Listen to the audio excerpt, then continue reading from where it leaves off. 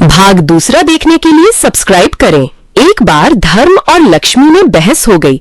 धर्म बोले कि मैं बड़ा हूँ और लक्ष्मी बोली कि मैं बड़ी हूँ। दोनों स्वर्ग के राजा इंद्र के पास गए। इंद्र ने पूछा, आप दोनों आज अचानक मेरे पास कैसे आए हो? तब धर्म और लक्ष्मी ने अपनी बात इंद्र के सामने रखी। लक्ष्मी ने कहा, देवराज, मैं सबसे बड़ी हूँ क्योंकि बिना लक्ष्मी के जीवन का कोई मूल्य नहीं होता।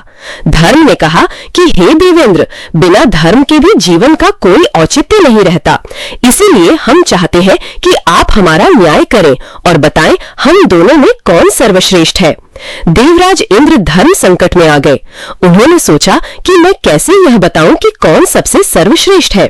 यदि मैंने लक्ष्मी को सर्वश्रेष्ठ बता दिया तो मैं धर्म से चला जाऊंगा, और यदि मैंने धर्म को सर्वश्रेष्ठ बता दिया तो मैं लक्ष्मी विहीन हो जाऊंगा। उन्होंने बहुत सोचा, पर कुछ हल उनके दिमाग में नहीं आया। आखिर में उन्होंने दोनों को कहा कि मुझसे भी ज्यादा न्यायप्रिय धरती पर एक राजा है। उसका नाम विक्रमादित्य है। आप दोनों उसके पास जाओ और उससे अपना न्याय करवाओ। वह आप दोनों का न्याय बड़ी सरलता से कर देगा। लक्ष्मी और धर्म दोनों पृथ्वी लोक पर आ गए। दोनों राजा विक्रमादित्य के पास पहुंचे और बोले, हे राजन, आप हमारा न्याय करें। राजा विक्रमादित्य बोले, ठीक है, पहले आप दोनों अपना अपना किस्सा मुझे सुनाओ, फिर मैं दोनों का किस्सा सुनकर यह बताने में समर्थ हो जाऊंगा कि कौन आप दोनों में सर्वश्रेष्ठ कौन है।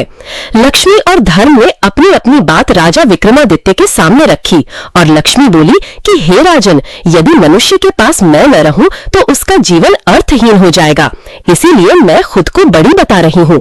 तभी धर्म बोला, हे राजन, बिना लक्ष्मी के तो जीवन चल सकता है, पर धर्महीन होने के बाद मनुष्य के जीवन का अर्थ समाप्त हो जाएगा। इसीलिए हे राजन, आप हम दोनों का न्याय करें और बताएं कि हम दोनों में कौन श्रेष्ठ है। राजा विक्रमादित्य बहुत विद्वान थे। वह समझ गए कि यह एक अत्यंत कठिन न्याय है। यदि मैंने लक्ष्मी को बड़ा बता दिया तो मैं धर्म से विरक्त हो जाऊं, और यदि मैंने धर्म को बड़ा बता दिया तो लक्ष्मी मुझसे रूठ जाएंगी। उन्होंने कुछ देर तक सोचा और निर्णय लिया कि यदि धर्म चला गया तो समझो सब कुछ चला जाएगा। इसीलिए मैं धर्म को ही सर्वश्रेष्ठ बताऊंगा। आखिर में उन्होंने दोनों को कहा कि मेरे ज्ञान के अनुसार धर्म ही सबसे महान है। धर्म के बिना जीवन का कोई भी अर्थ नहीं रह जाता है। लक्ष्मी एक बार को ना भी रही तो काम चल जाएगा।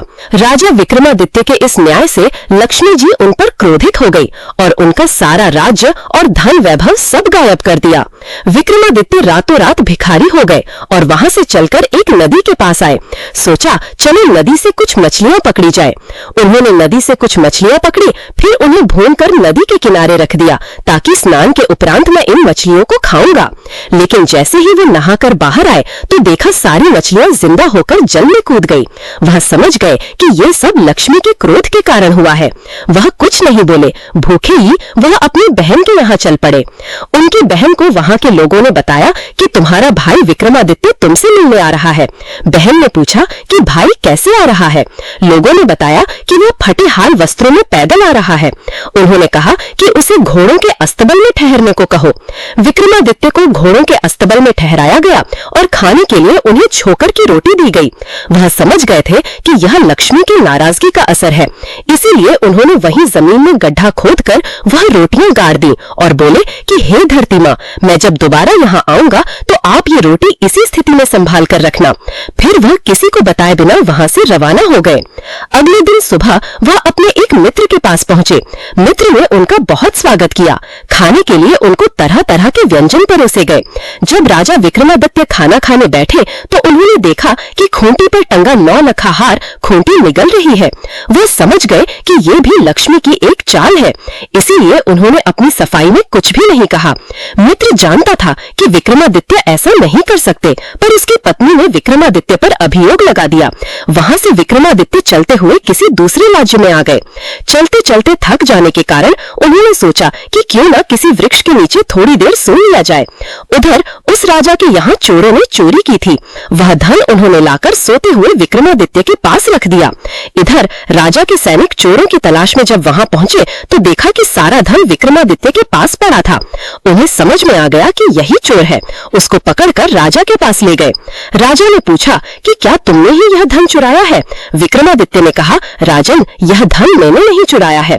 पर उनको अपनी बात की सत्यता को सिद्ध करने के लिए कोई साक्ष्य नहीं था। इसीलिए राजा ने सजा के रूप में उनके दोनों हाथ पांव कटवाने का हुक्म दिया। सैनिकों ने उनके दोनों हाथ पांव काट दिए और बाजार के बीचों बीच उन्हें फेंक दिया। साथ ही उनके पास एक जूता रख दिया गया और वहां लिख दिया कि जो भी उधर से गुजरे उन्हें 5 जूता अवश्य मारे। जो भी राही वहां से गुजरता उन्हें 5 जूते अवश्य मारता। एक बार उस राज्य का एक तेल निकालने वाला तेली उस राह से गुजरा जहां पर